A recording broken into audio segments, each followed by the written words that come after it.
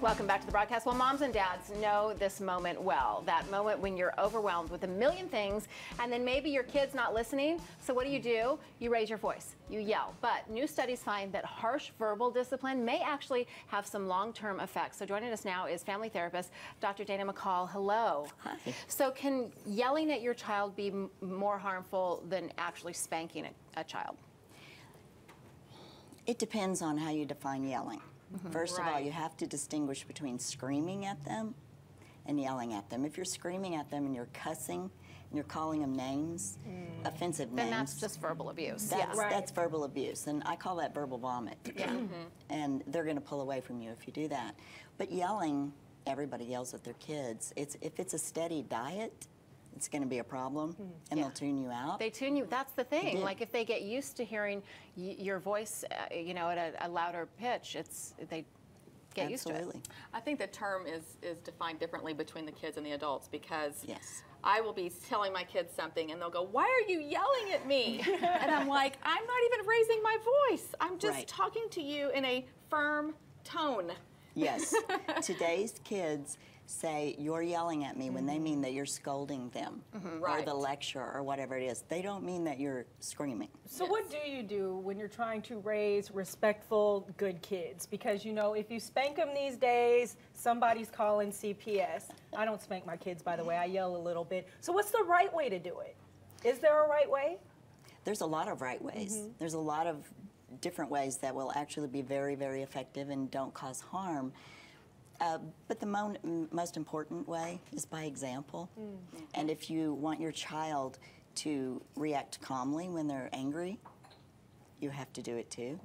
And you have to show them how to do this. If you don't model it for them, you won't get it from them. That makes sense. Great point. So give us an example of speaking calmly and firmly. You know, if your child is, say, when my kids were little, the only time that I ever would pop them on the back of the behind is like if they went into the street or they, Right. like it was something so important that I wanted it to be in their memory that, okay, mom's going to lose her cool completely Right. if I do this. Is it okay to use discipline that way? And In an emergency, of Yeah. course, you do what you have to do to get their attention. But I think that the best example of how to convey a message to a child in the most constructive way and the least destructive way.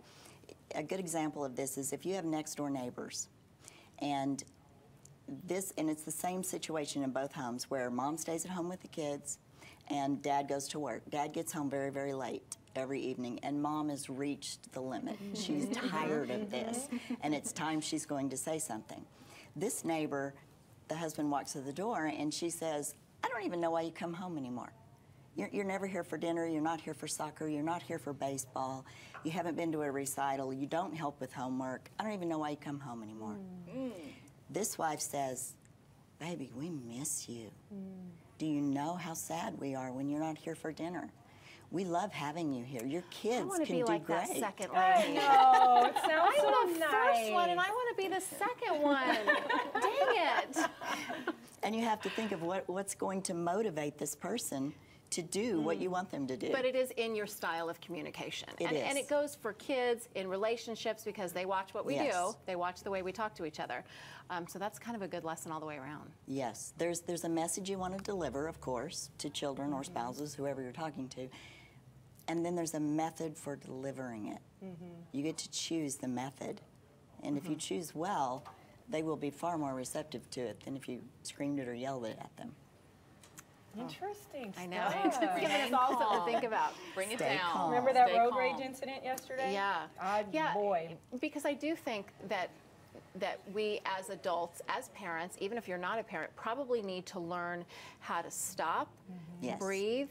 You know, we're so quick to spit out words. We're so quick to, especially in anger. Yes. So what are some tools that we can use to sort of calm down? If we're with our children and we want to have that immediate reaction where we lose our cool, what's a good way to just One of the calm best down? ways is to remember that you have the choice to either react or respond. It is your choice.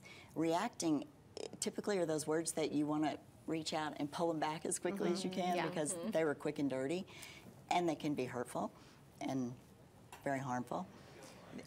The other choice in that would be to respond, which, you know, remember that deep cleansing breath you learned in childbirthing classes? It works with parenting too, because it helps you to calm down, but it also gives you 2 to 3 seconds, and a lot of thinking happens in 2 to 3 seconds. Yeah.